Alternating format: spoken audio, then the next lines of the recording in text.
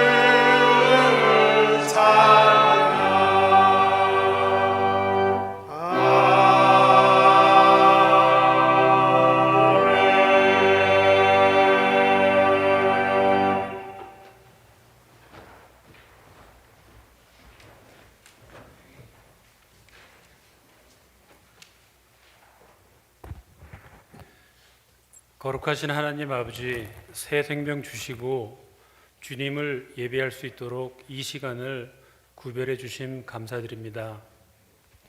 지난 한 주 동안도 세밀하게 저희를 살피신 주님의 은혜에 감사하며 이 시간 세상에 속한 저희의 죄를 회개하며 신령과 진정으로 온전한 예배를 올리기 원합니다. 세상의 흐름과 환경은 끊임없이 변하고 때로는 어디로 가는지 가늠하기 어려울 만큼 급변하는 시대를 저희는 살고 있습니다. 그럴수록 변하지 않는 가치인 하나님의 말씀을 기준으로 삼고 예배를 중심으로 하루하루 감사함으로 살아가는 하나님의 자녀됨을 잊지 않기 원합니다.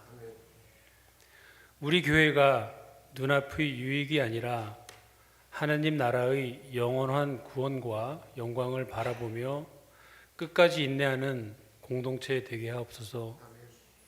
또한 교회 안에 겸손과 질서, 사랑의 열매가 맺히고 기꺼이 진리를 따르고 서로 격려하되 섣부른 교만과 정죄를 멀리하기 원합니다.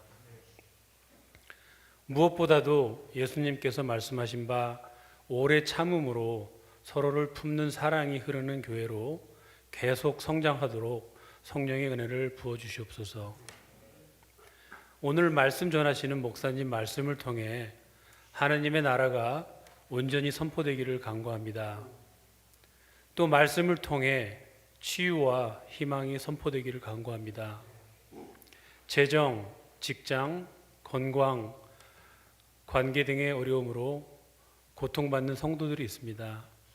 한 분 한 분 주님께서 기억해 주시고 가장 적절한 때에 위로와 기도 응답을 주실 것을 믿습니다.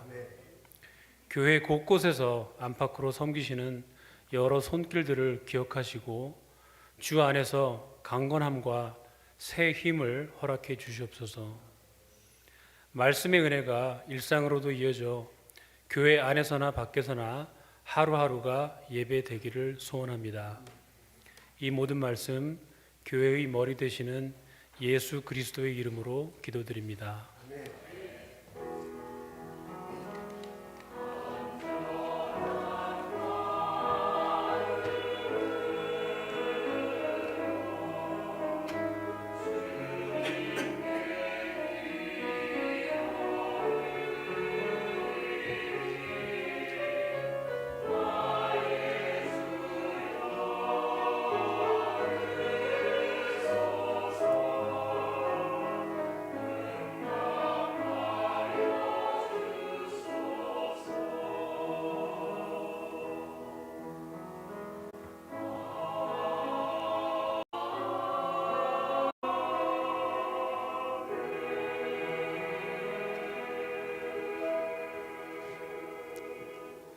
여러분 만나서 반갑습니다. 교회 소식 나누도록 하겠습니다. 정기 임원회가 오늘 12시 15분 도서실에서 열립니다. 임원들 참석하시면 좋겠습니다. 다가오는 토요일 날 저희 교회에서 찬양제가 열립니다. 이 찬양제는 우리 교회 근처에 있는 미국 교회 연합감리교회 6교회죠. 우리까지 합쳐서 7교회인데 7교회 성가대가 와서 찬양 드리는 그런 모임입니다. 6교회 찬양자가 있는데 그것과 아주 유사합니다. 저희 교회에서 합니다. 토요일 날 10시 여러분들 참석하시고 같이 은혜 나누고 하나님께 예배 드리면 참 좋겠습니다. 2025년도 헌금 영수증 필요하신 분 재정팀에게 말씀하시면 됩니다. 교회 디렉토리, 교회 주소록과 전화번호 2026년 디렉토리가 나왔어요. 밖에 있습니다. 가질 때 한 분씩 가져가시면 되겠습니다. 혹시 이게 잘못된 것 있으면 꼭 저에게 연락 주십시오. 그럼 수정해서 다음부터는 배부하도록 하겠습니다. 여러분 만나서 반갑습니다. 우리 일어나셔서 함께 인사 나누도록 하겠습니다. 주님의 이름으로 환영합니다. 어서 오십시오. 어서 오세요. 어서 오세요. 감사합니다.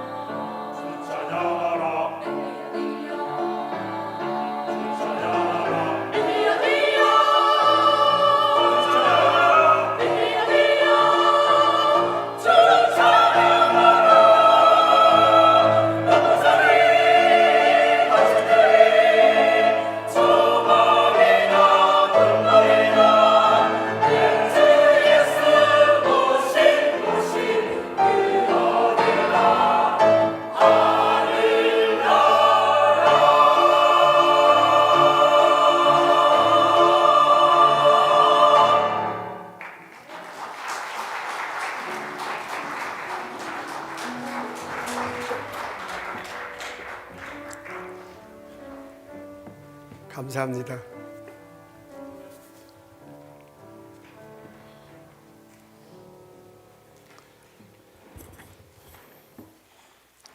오늘 저희들 읽은 말씀 디모데후서 2장입니다. 8절부터 10절에 있는 말씀 먼저 읽겠습니다. 내가 전한 복음대로 다윗의 씨로 죽은 자 가운데서 다시 살아나신 예수 그리스도를 기억하라. 복음으로 말미암아 내가 죄인과 같이 매이는 데까지 고난을 받았으나 하나님의 말씀은 매이지 아니하니라. 그러므로 내가 택함 받은 자들을 위하여 모든 것을 참음은 그들도 그리스도 예수 안에 있는 구원을 영원한 영광과 함께 받으려 함이니라. 또한 곧 읽겠습니다. 24절부터 26절입니다. 주의 종은 마땅히 다투지 아니하고 모든 사람에 대하여 온유하며 가르치기를 잘하며 참으며 거역하는 자를 온유함으로 훈계할지니 혹 하나님이 그들에게 회개함을 주사 진리를 알게 하실까 하며 그들로 깨어 마귀의 올무에서 벗어나 하나님께 사로잡힌 바 되어 그 뜻을 따르게 하실까 함이라. 아멘.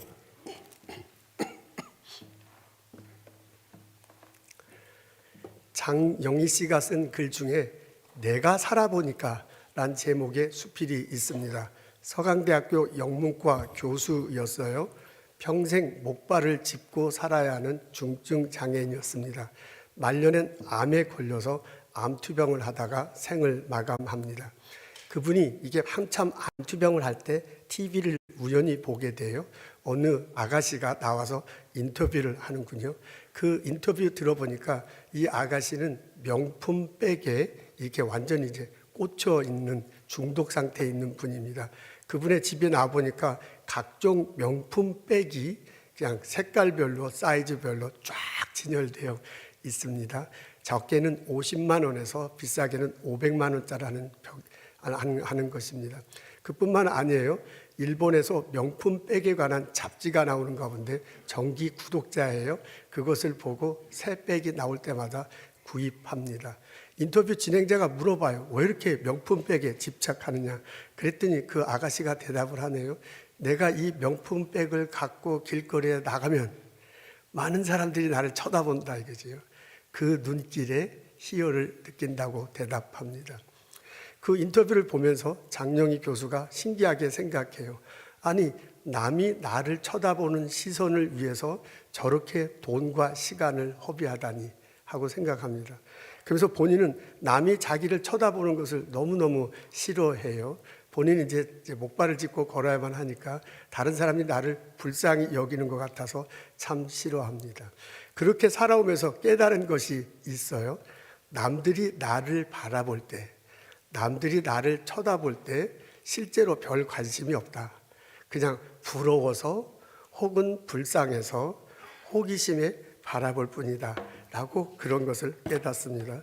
그러면서요, 가사 TV에서 만난 그녀를 위해서 쓰는 글을 이렇게 씁니다. 내가 그녀에게 하고 싶은 말이 있다.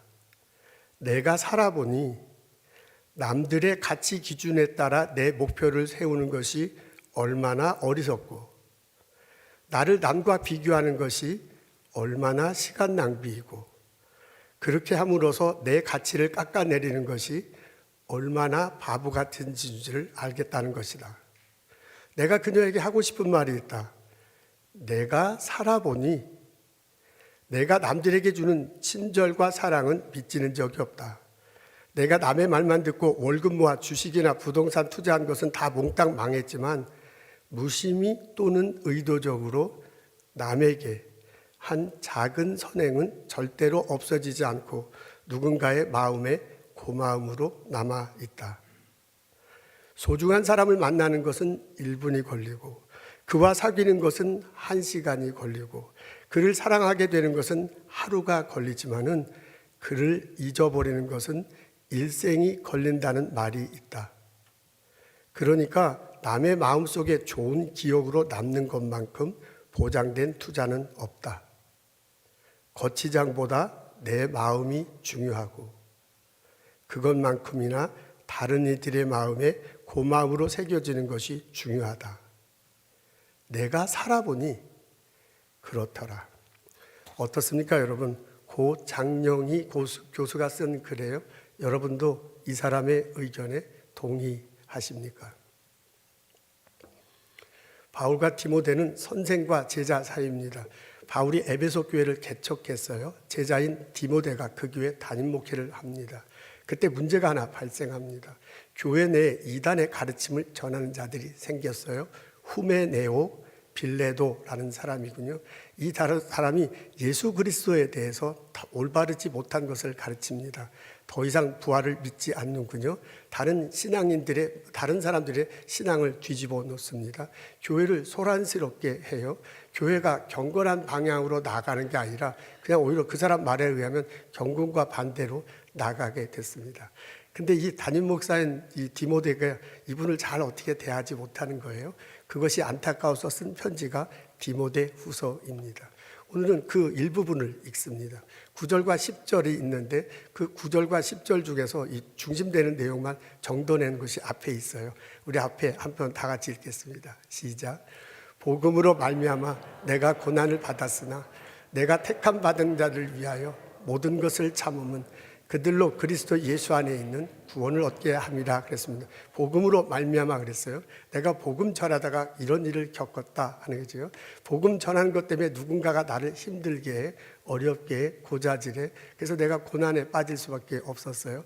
그런 때 내가 하는 행동이 뭐냐면 참는 거다 그랬어요. 내가 참는데 그냥 참는 게 모든 것을 다 참아요. 이것은 참아도 이건 도저히 못 참아. 부들부들 떠는 게 아니라 처음부터 끝까지 다 모든 것을 참습니다. 그러면서 그 참는 이유를 밝힙니다. 언젠가 그 사람이 이제 모든 것을 참는다. 그 밑에 나오는 거죠. 언젠가 그 사람도 그리스도 예수 안에서 구원받을 수 있는 사람이 될지도 모르기 때문에 그러죠. 복음 안에서 그 사람이 변할 수도 있기 때문에 내가 그 사람에 대해서 참는다 그래요. 그 다음에 모든 것을 참는다 그 앞부분에는 택한 자들을 위해서라고 그랬습니다. 그분이 예수 그리스도를 믿어서 택함 받은 자가 될지도 몰라 미래에. 그렇기 때문에 내가 그 사람에 대해서 참는다고 그래요. 그냥 참는 게 아니라 모든 것을 참는다. 그 사람이 말하고 행동하고 나를 코너로 몰아넣고 막 그런 거 있죠. 그런 모든 것에 대해서 참는다라고 말을 합니다. 그러면서요. 참으면서 그 사람을 어떻게 대해야 될지도 알려줍니다. 그게 24절과 25절 상반절에 나와요. 거기서 이제 중요한 부분을 추려서 이렇게 적어 놨습니다. 우리 다 같이 읽겠습니다. 시작. 주의 종은 마땅히 다투지 아니하고 모든 사람에 대하여 온유하며 가르치기를 잘하며 참으며 거역하는 자를 온유함으로 훈계할지니. 그러니까 이제 디모데에게요. 이단의 가르침을 해서 교회를 혼란시키는 사람 어떻게 대할 거니까를 말하는 거잖아요. 여기도 참는다라는 표현이 나오는. 너 참아야 된다. 그렇게 말을 하는 거지요. 그 사람이 말하고 행동하는 것이 있어요. 본인은 옳다고 막 이렇게 얘기하는데 사실 그게 꼭 올바른 것만은 아니에요. 그리고 그분은 막 언성 높여서 얘기하는데 다른 사람을 전혀 배려하지 않는 거지요. 그리고 그렇게 막 말하는 뒷면을 보면 내가 옳다라고 주장하는 것과 아주 비슷해요. 그래서 이제 그걸 참기가 굉장히 어렵지요. 그런데도 너 참아라 라고 말을 제일 처음에 반응을 보이면 참아야 된다라고 말하고 있습니다. 그러면서요, 다투지 않는다. 그래서요, 그렇게 말하고 행동하고 나를 코너로 문화분하게 다투지 말라. 말로 다투거나 행동으로 다투거나 똑같은 거로 다른 사람들과 해서 보복을 하거나 그렇게 하지 말라고 합니다. 근데 이 다투지 말 것은 아주 작은 것에서부터 출발합니다. 세계 사람들이 갈등이 생기는 거 보면 정말 사소한 거예요. 그 사소한 가지고 신경전을 벌이다가 말 주고받다가 그러다가 이제 막 멱살 잡는 거죠. 그러다가 원수지간 되는 것을 볼 수 있습니다. 이게 사람들과의 관계가 멀어질 때 처음부터 어려운 큰일 가지고 그렇게 싸우는 경우는 되게 적습니다. 아주 사소한 걸 가지고 다투기 시작해요. 그러니까 여기서 다투지 말라라고 말할 땐 정말 사소한 거예요. 그건 아무것도 아니야. 그런 것조차도 다투지 말라라고 권면합니다. 그리고 또한 어떻게 하냐면 온유하라. 그 사람에 대해서 나를 코나로 몰라고 나를 어렵게 하는 거죠. 디모데에게 있어서는 교회를 막 혼란시키는 그 사람이죠.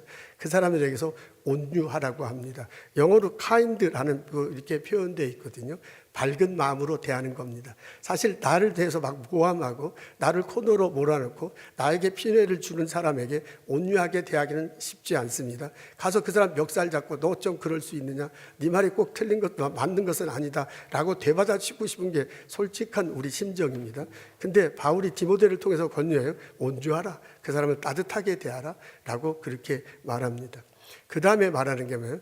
그 거역하는 자를 훈계하라 그랬습니다. 그 거역하는 자를 온유함으로 훈계한다. 한국말로는 또 이렇게 막 말로 하는 것으로 이렇게 나와 있는데 영어 성경에 보면 그 사람을 잘 수정해 주어라 라는 식으로 표현되어 있어요. 말로 가르치는 게 아니라 그 사람을 잘 수정해 주는 겁니다.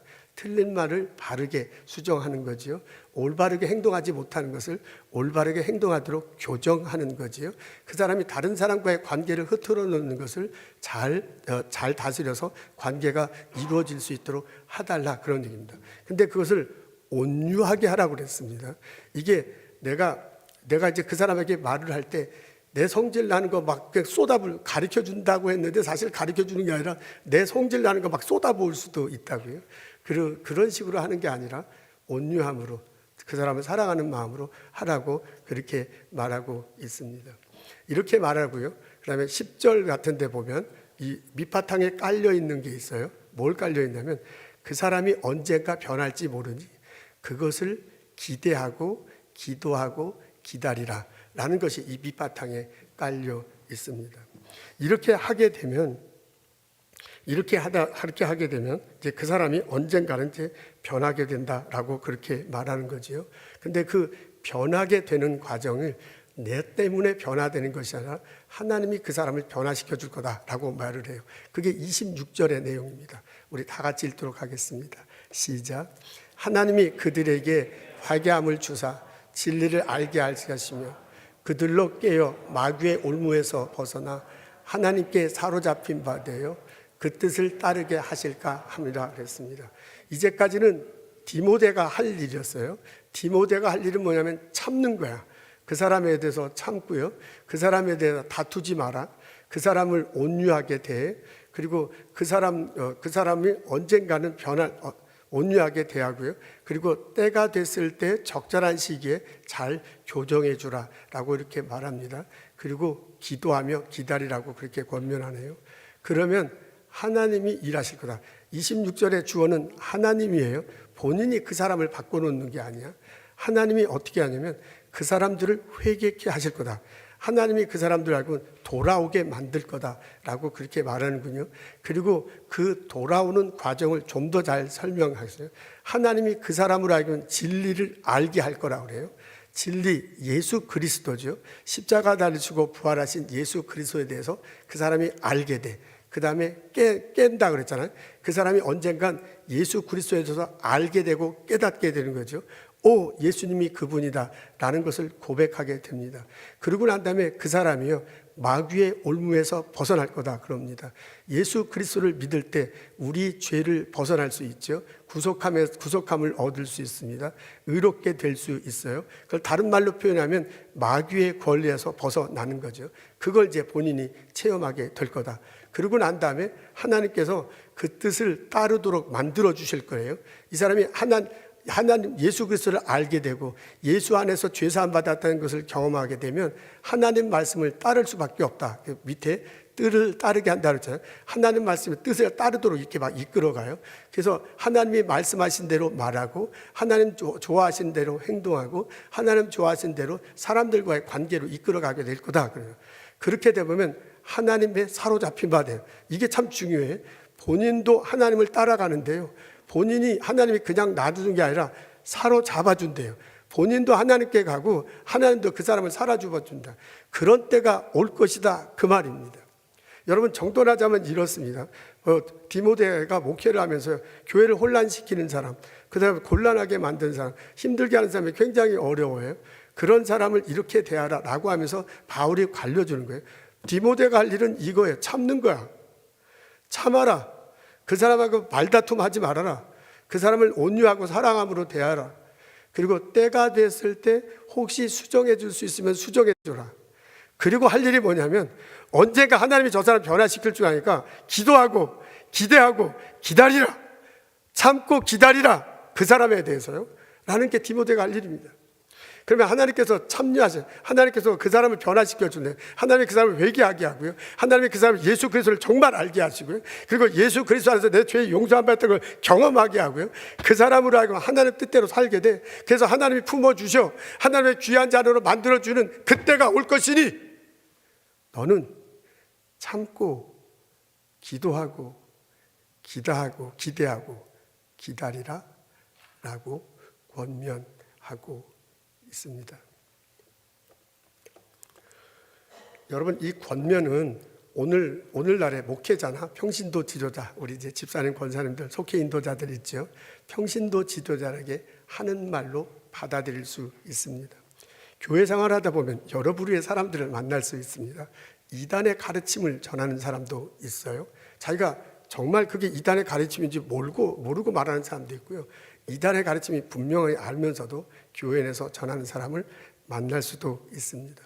그 정도는 아니지만은 성경을 삐딱하게 읽는 분들 있어요. 참 성경은 다양한 시대에 다양한 모습으로 이렇게 나와 있기 때문에 어떻게 보느냐에 따라서 상당히 해석이 달라지는데 이상하게 삐딱하게 성경을 읽고 해석해요. 그리고 자기 주장을 덧입혀가지고 이게 하나님 말씀이라고 언성 높이는 사람을 만납니다. 그러면 참 대하기가 참 어렵죠. 그 사람들과의 관계에 이게 껄끄름한 일들이 생기게 마련입니다.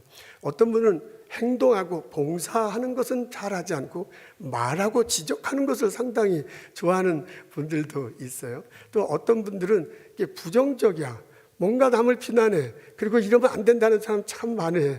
그런데 잘 이렇게 돌보고 그 사람과 사랑으로 하려고 좋은 관계 맺고 하는 그런 일들은 참 하지 않는 분들을 참 볼 수 있습니다. 어떤 분은 사람을 케어하고 어떻게 하든지 희생하고 그러기보다는 그런 거 잘 하지 않고 회의 참석해서 말하는 게 나쁘다는 건 아닌데 그런 건 안 하고 회의에서만 이렇게 막 행정 처리로만 하려고 하는 분들도 이제 우리 교회에 그런 분이 있다는 게 아니라 일반적으로 이제 그런 일들이 있을 수 있다는 거죠. 사람들을 섬기고 존경하기보다는 비난하는 거죠. 목회자에 대해서 이 교회 소망이 없다 막 이렇게 한다면 참 어렵습니다. 근데 이제 그런 일이 부딪혔을 때 교회가 하나님 뜻 안에서 잘 받아들여야 되고 우리가 바뀌어야 되고 그렇게 해야 되죠. 그렇게 해야 되기는 하지만은 계속해서 그렇게 부정적이고 네거티브한 면으로 보일 때 참 힘듭니다. 그러면 교회를 이끌어가는 지도자로서 그리고 우리 교회를 이끌어가는 장로님, 권사님들이 있지요. 그런 분을 품기는 참으로 어려워. 그런 사람들에게 바로 해주는 말씀으로 받아들일 수 있습니다. 그러면서 또한 이 말씀을요, 우리 모두에게 해주는 말씀으로 받아들일 수 있습니다. 사실 오늘 바울이 디모데가 이제 담임 목사인데 일처리를 잘 못해갖고 이런 일이 벌어지는 거거든요. 근데 디모데도 사람이고요. 후메네오, 빌레도 그 사람들이 막 무리를 일으키는데 그 사람도 사람이야. 그리고 이 본문을 처음 이제 들었던 에베소 교인들 모두가 다 사람이야. 그러니까 사람과 사람 사이에 벌어지는 일에 대한 권면으로도 받아들일 수 있다 그 말입니다. 살아가다 보면 여러 부류의 사람들을 만날 수 있어요. 그 사람을 만나서 이야기하는 것이 참 좋아. 나에게 덕이 돼. 그분과 함께 있으면 며칠이라도 막 이야기하고 싶어. 그런 사람만 있으면 얼마나 좋겠어요. 근데 그렇지 않잖아요. 나를 참 어렵게 하고 힘들게 하는 그리고 불편에 빠뜨리는 사람들 있습니다. 말로 그렇게 하죠. 그리고 행동으로 그렇게 하고 그리고 사람들과의 관계 속에서 나를 자꾸 왕따시키는 거지요. 그리고 계속해서 비난해. 이제 이런 사람을 만나게 되면 정말 힘든 게 우리들의 모습입니다. 근데 그게 아주 이거 아주 굉장히 사소한 거야. 그게 사소한 거를 지고 있고요. 일상생활에도 그냥 넘어갈 수 있는데 그런 일도 있지만은 그렇게 사소하지 않고 좀 중요한 일일 수도 있습니다. 같이 일하는 방송에서 일하는 방식이 다르거나 혹은 추구하는 방향이 다를 때 그걸 서로 의논해가면서 헤쳐나가는 게 아니라 계속 막 비난하는 사람들 있죠. 그런 사람을 대하는 건 너무너무 어렵습니다. 신앙생활 하는 데 있어서도 내가 믿음이 부족하면 인정해요. 내가 성경 지식이 얇음을 인정해요. 근데 그걸 덮어주면서 손잡고 같이 나갈 수 있는 거잖아. 우리는 주님 안에서 서로 사랑하면서 함께 지워져 가는 거잖아. 근데 이제 그게 아니고 그걸 계속해서 지적하고 너는 그러면 안 된다라고 말할 때 정말 힘들게 우리들의 모습입니다. 그리고 어떤 분들은 이게 막 내 인생을 뒤바꿔 놓는 그런 어려운 일 수도 있습니다. 근데 참 신기하게 그렇게 말해놓고 본인은 속이 시원한가 봐요. 그렇게 말해놓고 본인은 나 몰라라 하지요. 나는 그냥 평생 그걸 막 속 끓여 하는데 본인은 잊어먹고 살아가는 그런 사람들을 안타깝게 만날 수 있습니다. 내가 그런 분을 만나서 지금 많이 속이 상할 때, 혹은 내가 그런 상황에 빠졌을 때 바로 바울이 나에게 해주는 말로 받아들일 수 있습니다. 참아라. 먼저 된 내가 먼저 참아라. 그 사람하고 다투지 마라. 그 사람을 온유하게 대하라. 시간이 되면 그분을 이렇게 좀 잘 고쳐줄 수 있게 그렇게 하라. 저 사람을 언제가 하나님이 회개시킬 거다. 그분이 복음을 제대로 받아들일 때거다. 그분이 그리스도 안에서 자기의 죄 용서함을 경험하게 되고 하나님 말씀을 붙들고 붙들림 받으면서 살게 된 날이 올 거다 라고 기대하고 기도하며 기다리며 살라고 우리들에게 권면하는 것으로 받아들일 수 있습니다. 저 사람은 복음 안에서 예수님 안에서 언제가 변할 수 있습니다. 나 때문에 그런 게 아니라 하나님이 그 사람을 변화시켜 줄 것이기 때문입니다. 그것을 믿고 기도하고 기다리라고 우리에게 권면합니다. 여러분 앞에 있는 그림이 하나 있습니다. 이런 그림 보신 적이 있습니까? 앤디 워홀이라는 사람이 그린 그림입니다. 1962년도에 그렸다고 하네요. 지금 뉴욕에 있는 현대미술관, 뉴욕 현대미술관 맞습니다. 뉴욕 현대미술관에 소장되어 있는 것입니다. 지금 가만히 보면 캠벨 수프, 깡통 있죠. 우리 수프 깡통, 그 수프 깡통을 다 이렇게 그려 놓은 겁니다. 아이 뭐 저거 초등학생도 할 수 있는데 뭘 저걸 그림이라고 이렇게 현대미술관에 이렇게 걸쳐놨는가 싶을 정도입니다. 이것을 소재로 했는데 이 앤디 워홀의 이 작품이, 그리고 그 사람이 하는 이런 비슷한 작품들이 굉장히 많아요. 가보면 이제 가보셨을 건데 이제 볼 수 있습니다. 이게 팝 아트, 그러니까 팝 아트를 새로 연 것이라고 해요. 그 미술사에 있어서 획기적인 작품이라고 합니다. 이 앤디 워홀이 평상시에 주장한 것이 있대요. 왜 미술을 혼자 미술 그 화가만 하느냐, 대중들도 알아야 되지 않느냐, 왜 미술품이 그 박물관 안에만 있느냐, 일상생활에서도 나와야 되지 않느냐라고 그렇게 주장했다고 합니다. 그러면서 저렇게 일상생활에서 흔히 볼 수 있는 것을 소재로 해서 그리거나 작품을 만들어 놓고 했습니다. 가장 많이 한 게 저 캠벨 수프 깡통을 그 수프 깡통에 밀어놓고 걸어 놓은 것입니다. 여러분 그 프랑스 작가 중에 알랑드 보통이란 분이 있습니다. 이분이 우리는 사랑할까? 우리는 사랑인가? 라는 제목의 글을 쓴 적이 있어요. 그 글에서 이 앤디 워홀의 이 작품 캠벨 수프를 언급합니다.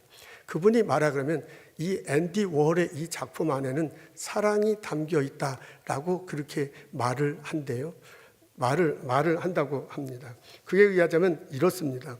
그냥 이게 이 수프 깡통이 우리들이 볼 때는 그냥 먹을 것을 담가 놓은 깡통이잖아요. 식탁에 있거나 아니면 이 벽에 있거나 식탁에 있는 거야. 그다음에 그거 꺼내고 난 다음에 그냥 깡통이야. 그래서 그냥 이게 버려버리면 되는 겁니다.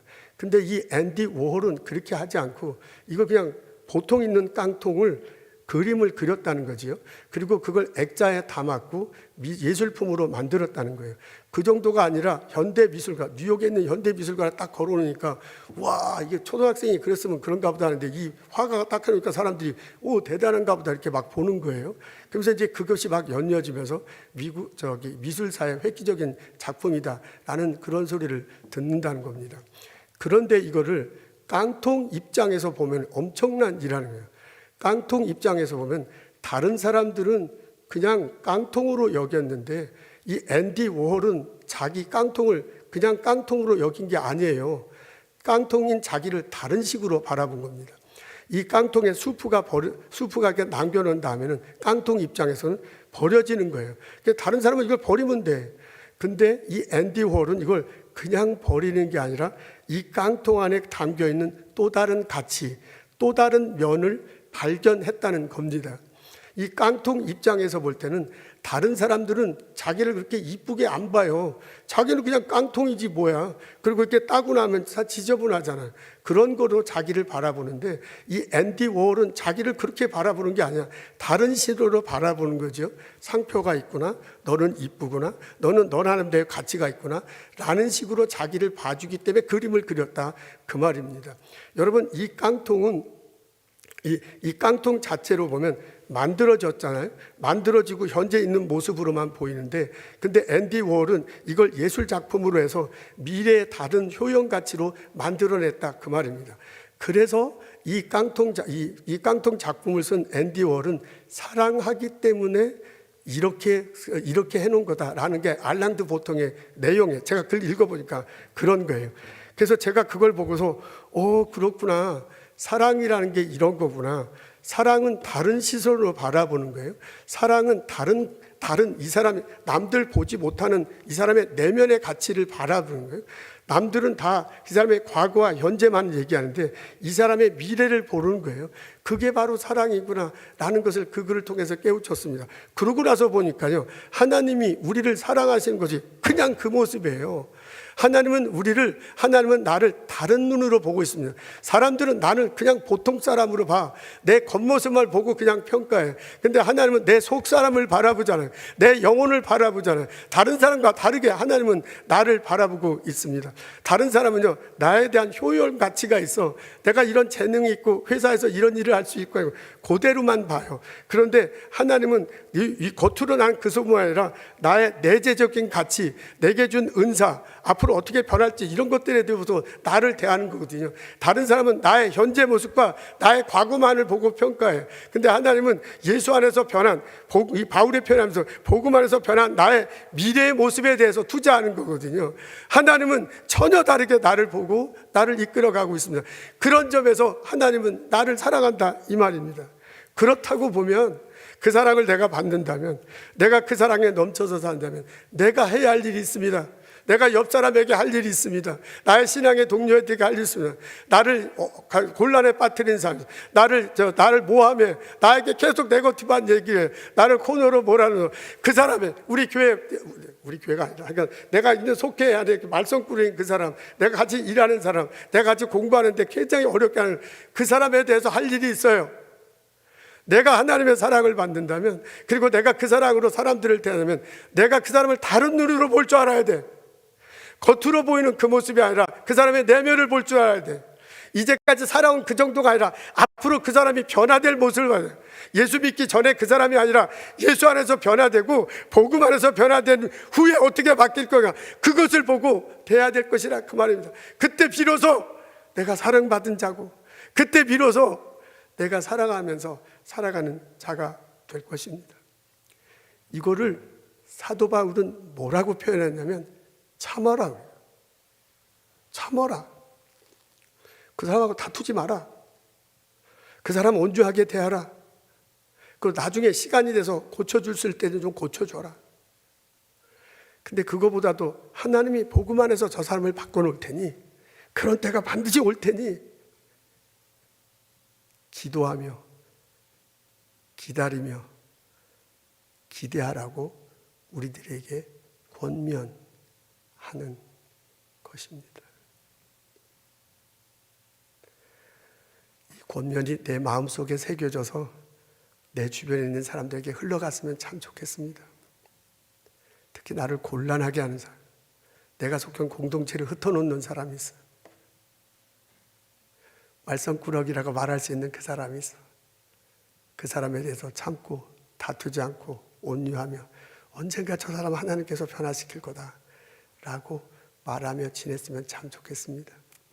하나님이 나를 사랑하셔서 나를 변화시키고요, 하나님이 저 사람을 사랑해서 변화시켜 줄 거예요. 우리는 예수 그리스도 안에서 복음 안에서 함께 지어져가 함께 자라가는 그런 사람이 될 것입니다. 우리 교회 공동체가 진정으로 하나님 사랑하는 공동체가 될 것입니다. 유정옥 씨라는 분이 있습니다. 울고 있는 사람과 함께 울고, 함께 울어서 행복하다라는 글을 쓴 적이 있습니다. 우리 교회도 이 책이 있습니다. 이분이 개척교회 목사님 부인이에요. 그리고 지금은 서울역 앞에서 노숙자를 위해서 사역한다고 합니다. 이분은 인천 사람인데 서울에서, 남편이 서울에 있는 교회에서 목회를 하기 때문에 서울에 있습니다. 근데 어느 날 인천에 어머니가 언니와 형부하고 같이 삽니다.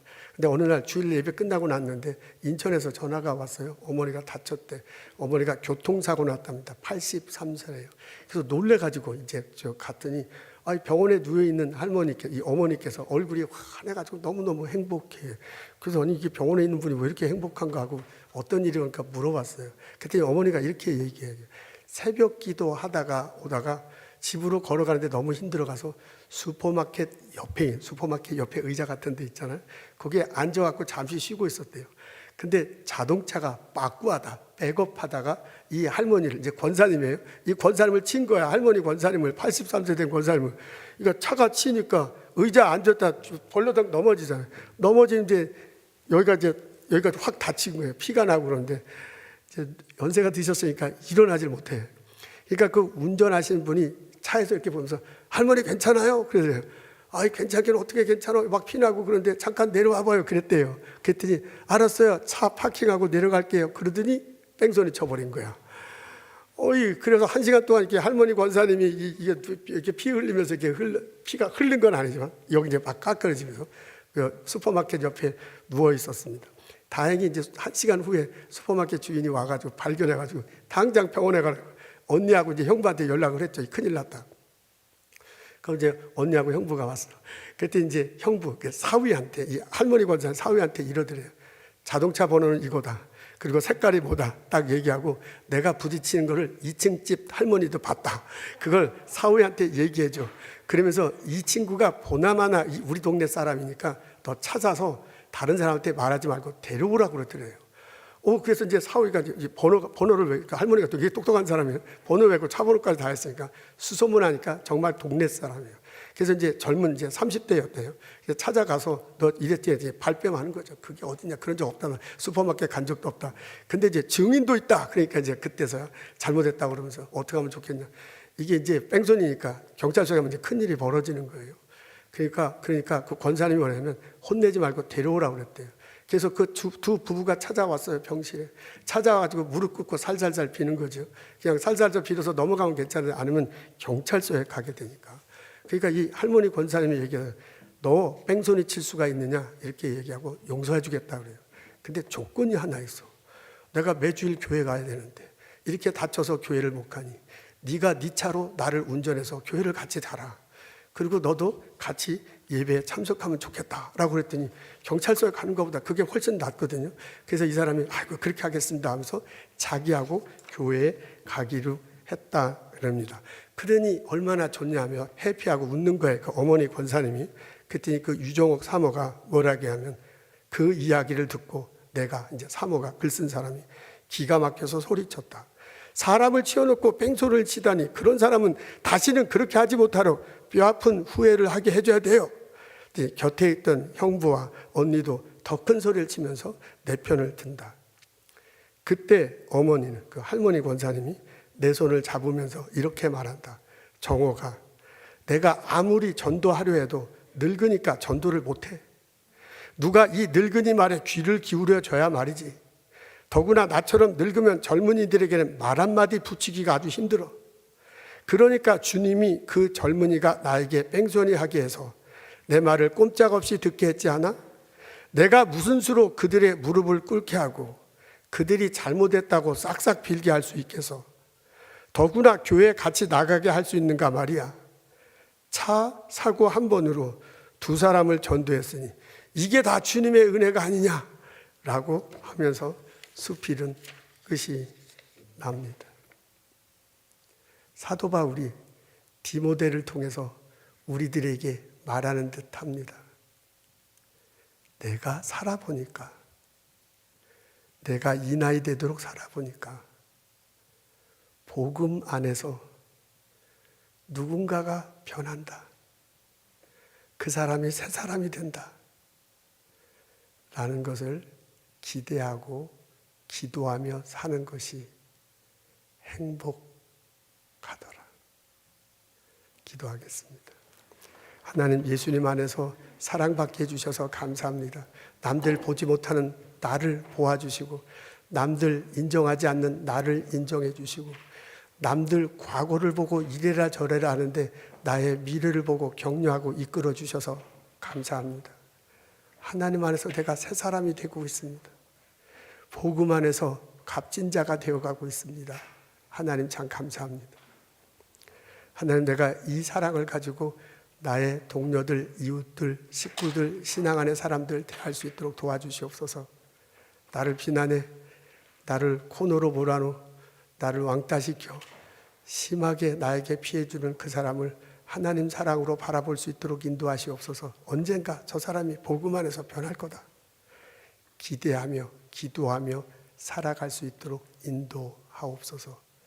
우리가 예수님 안에서 서로 사랑하고 함께 지어져 가며 함께 공동체가 될 수 있도록 복을 내려 주옵소서. 예수님 이름으로 기도합니다. 아멘.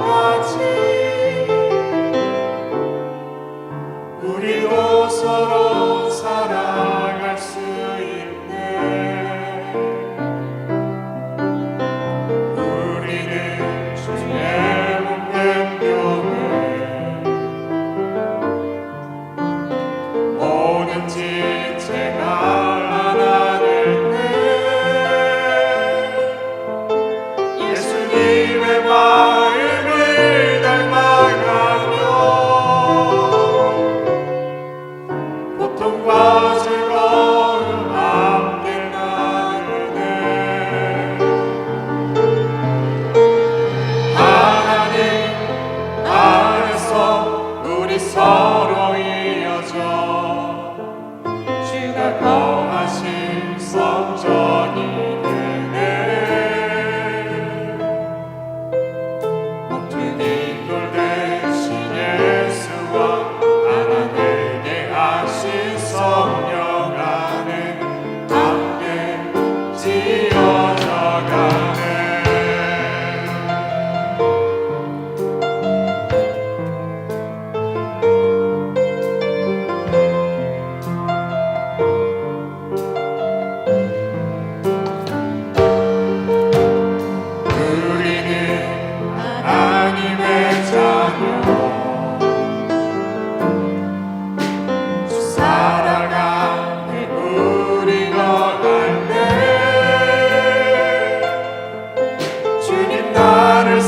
사랑하신 것 같이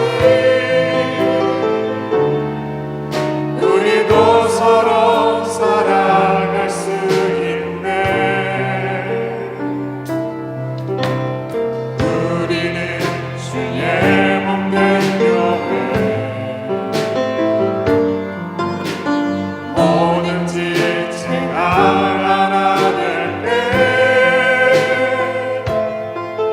예수님의 마음을 닮아가며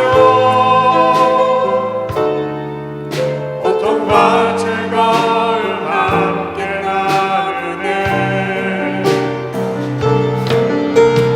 하나님 안에서 우리 서로 이어져 주가 거하신 성전이 되네.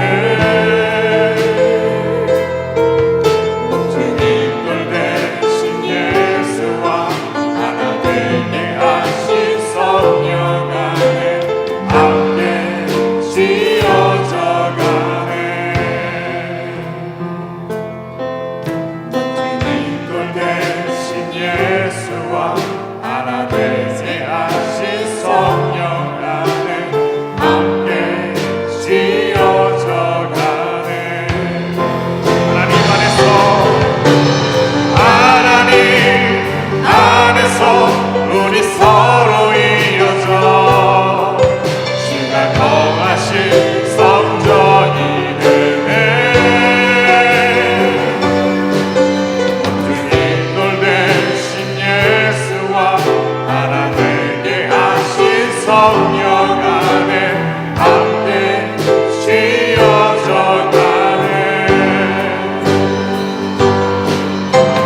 하나님 안에서 우리 서로 이어져 주가 거하신 성전이 되네.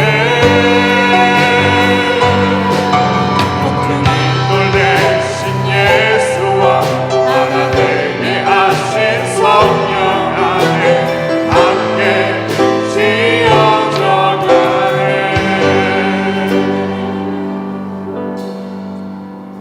하나님 주님 안에서 사랑받은 자로서 살아가게 하옵소서. 이 사랑받은 나 남들에게 나누며 살게 하시옵소서. 하나님 나의 또 다른 면을 본 것처럼 내 옆에 있는 사람 또 다른 면을 보고 함께 손잡고 함께 성장하며 살아갈 수 있도록 인도하여 주옵소서. 하나님 주께서 주신 많은 것 기억하고 거룩하게 구별하여 하나님께 예물 드립니다. 예배 드립니다. 나의 삶을 드리겠다고 고백합니다. 하나님 받으시옵소서. 은혜와 축복을 더하여 주시옵소서. 주 예수 그리스도의 은혜와 하나님의 거룩하신 사랑과 성령님의 친밀한 교통하심이 오늘 예배드리고 돌아가는 우리들 모두에게 지금부터 영원토록 함께 하시길 간절히 축원하옵나이다. 아멘.